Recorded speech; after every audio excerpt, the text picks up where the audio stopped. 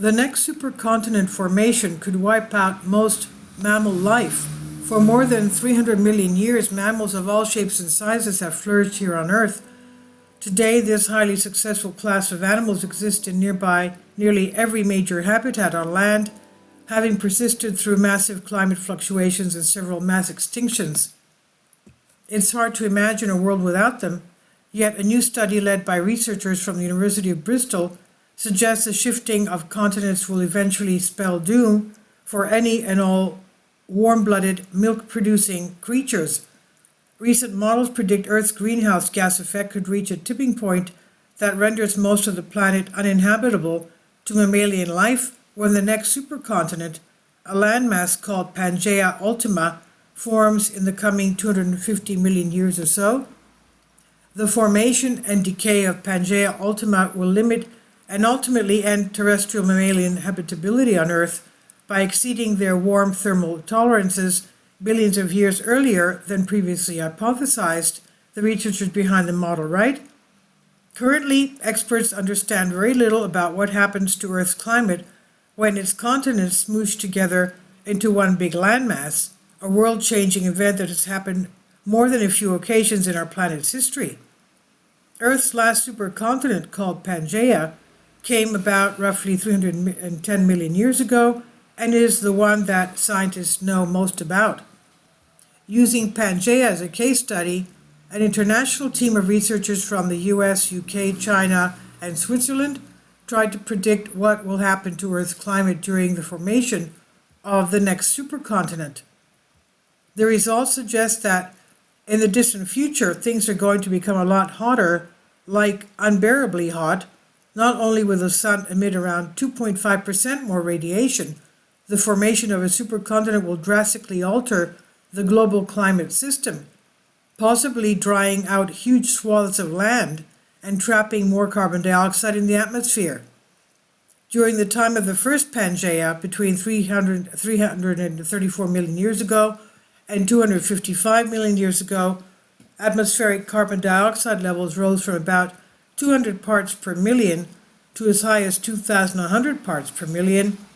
This created extreme temperatures around 10 degrees Celsius more than the present-day global mean. To put that in perspective, current atmospheric carbon dioxide levels sit around 416 parts per million relative to pre-industrial levels.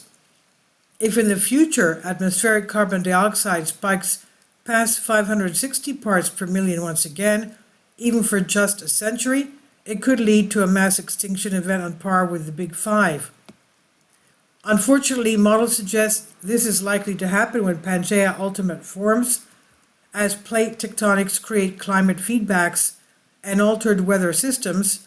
If less fresh water is carried into interior regions, for instance, it could dry out forests and turn inland carbon sinks into carbon traps.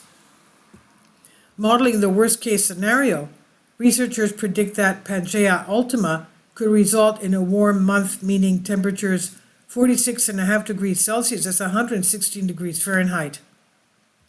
Judging by today's knowledge of critical heat stress among mammals, those temperatures will likely be prohibitive for the vast majority of known species.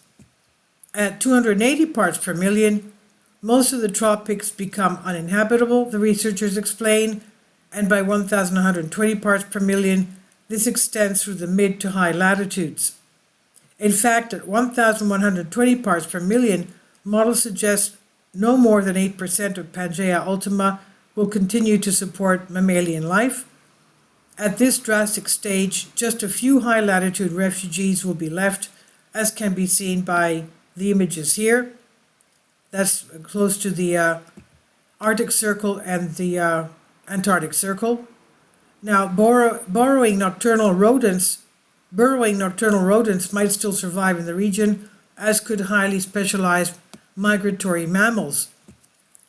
But even mammals that travel from habitat to habitat will face perilous conditions, as continent-wide deserts from throughout Pangaea Ultima, making travel through these arid sections largely impractical. Although we can't discount evolutionary adaptation to heat and cold stress, recent studies have shown that mammalian thermotolerance upper limits are conserved through geologic time and have not increased during past rapid or slower warming events, the researchers write. Given that historical context, there's little chance that mammals will evolve fast enough to cope with Earth's next supercontinent. All good things must come to an end. And this study was published in Nature Geoscience. It's on Science Alert by Carla Casella. Please leave your comments. Thank you for your support. Finally, support my Patreon account. The daily posts are 5 videos daily, and they are totally different from what I have on my YouTube channel. Thank you so much for your support and that you find all my content so interesting. You'll find the Patreon account details in the description box below.